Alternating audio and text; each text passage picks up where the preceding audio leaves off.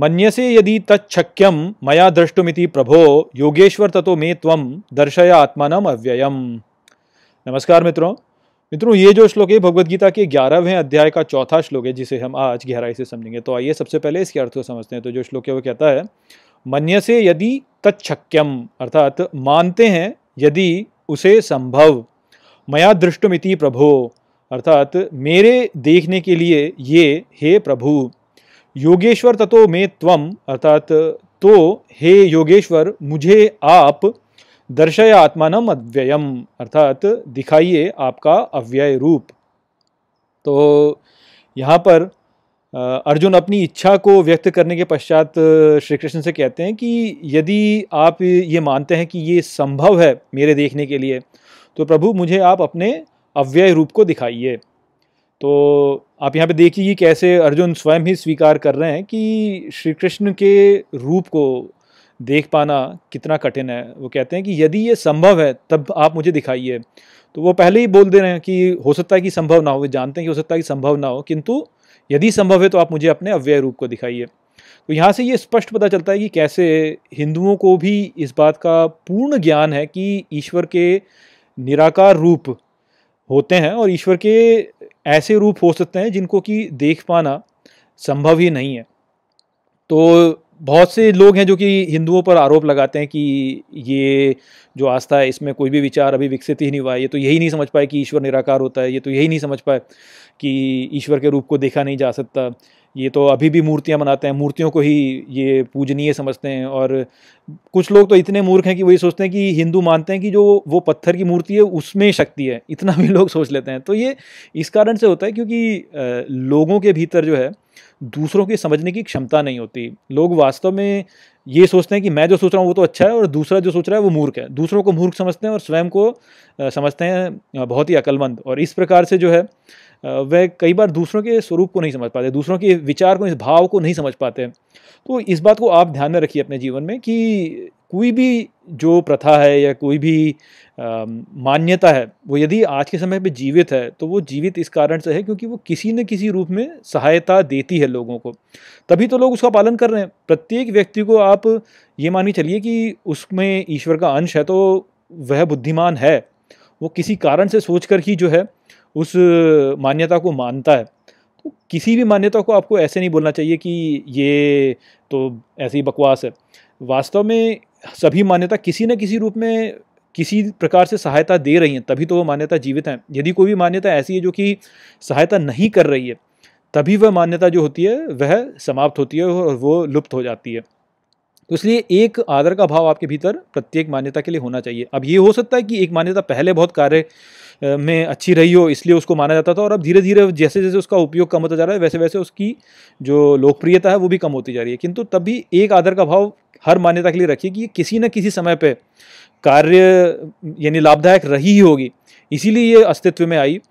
तो इस प्रकार से यदि आप रखेंगे तब आप मान्यताओं को ठीक प्रकार से समझ पाएंगे। तो ये दुर्भाग्य की बात है कि हिंदुओं के बारे में भी ऐसा सोचा गया कि ये मूर्खता वाले कार्य करते हैं। यदि वो एक खुला मन रखते तो समझ पाते वास्तव में कि हिंदू जो कर रहे हैं वो क्यों कर रहे हैं। तो यहाँ पे आप देखिए कि अर्जुन स्वयं ही स्वीकार कर रहे हैं कि यदि संभव, अर्थात वो मानते हैं कि हो सकता है कि असंभव हो ईश्वर के अव्यय रूप को देख पाना। तो ये जो सोच है कुछ लोगों की कि अरे ईश्वर के रूप को तो देखा ही नहीं जा सकता, वो वास्तव में एक रूप से देखा जाए तो हार मानना हो गया। हिंदू भी मानते हैं कि जो ईश्वर का निराकार रूप है उसे देखा नहीं जा सकता, न तस्य प्रतिमा अस्ति बोला है ना। तो हिंदू भी मानते हैं कि जो ईश्वर का निराकार रूप है उसको स्पष्ट ऐसे देखा नहीं जा सकता, किंतु इसका अर्थ ये नहीं कि आप ईश्वर को देखने का प्रयास ही समाप्त कर दें। नहीं, कुछ लोगों ने तो ये बोल दिया कि हम तो उसका तो कुछ चित्रण ही नहीं कर सकते और चित्रण जो करता है उसको भी वो हतोत्साहित करते हैं। तो उन्होंने तो पहले ही हार मान ली कि भाई हम ईश्वर को देख ही नहीं सकते। जब आपने पहले ही हार मान ली, आपने पहले ही अपने आप को बोल दिया कि नहीं कर सकते, तो फिर तो आप कर ही नहीं सकते ना।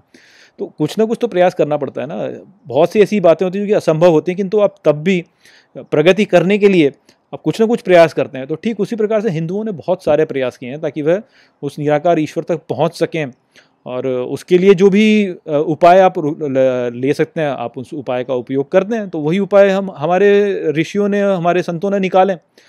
तो ईश्वर तो अनंत है, निश्चित ईश्वर अनंत है, और क्योंकि हम सीमित हैं तो इसलिए हम सीमित से अनंत को नहीं देख सकते, ये असंभव है। किंतु इसका अर्थ ये नहीं है कि हम अनंत को देखने का प्रयास ही ना करें।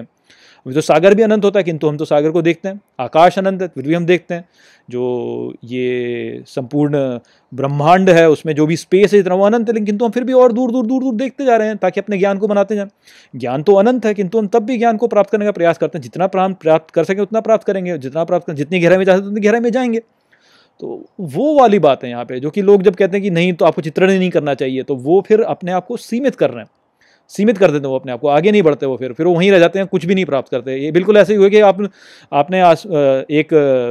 आपने समुद्र को देखा और आपने बोला कि नहीं ये तो अनंत तक गहरा है तो हम इसमें डुबकी नहीं लगाएंगे, वो वाली बात हो गई ना। तो वैसा हो जाता है। ईश्वर तो अनंत है, अनंत रूपों में उपस्थित है। तो जो लोग परमेश्वर को निराकार होने पर बहुत बल देते हैं, वह प्रायः जब अपने ईश्वर का विचार देना चाहते हैं तो उनको कुछ ना कुछ तो उपयोग में लाना ही पड़ेगा। ऐसे तो नहीं कह सकते कि कुछ भी उपयोग में नहीं ला सकते, कुछ तो उपयोग में लाना पड़ेगा ईश्वर को दर्शाने के लिए। तो कई बार क्या होता है कि ये लोग ईश्वर को एक उज्ज्वल प्रकाश के गोले के रूप में दिखा देंगे, या उसे एक बादल के रूप में दर्शा देते हैं। तो ये जो चित्रण होता है, अब आप ये भी कह सकते हैं कि इस चित्रण के साथ में भी समस्या है, क्योंकि एक तो ये अनंत नहीं है, और दूसरा ये भी एक प्रकार से देखा जाए तो एक रूप ही हो गया।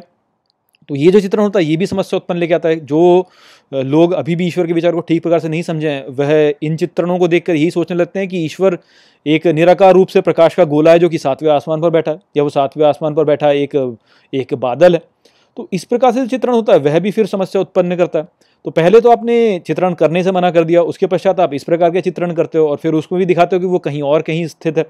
तो इस प्रकार से होता ही है कि बहुत सारा भ्रम उत्पन्न हो जाता है, और लोग ठीक प्रकार से समझ नहीं पाते हैं कि ईश्वर कैसे अनंत है और कैसे इस जगत में व्याप्त है। तो इस विचार को समझना बहुत ही महत्वपूर्ण है कि ईश्वर अनंत है, और ईश्वर सभी इकाइयों में उपस्थित है, उसका एक अंश यहाँ पर प्रत्येक इकाई में उपस्थित है।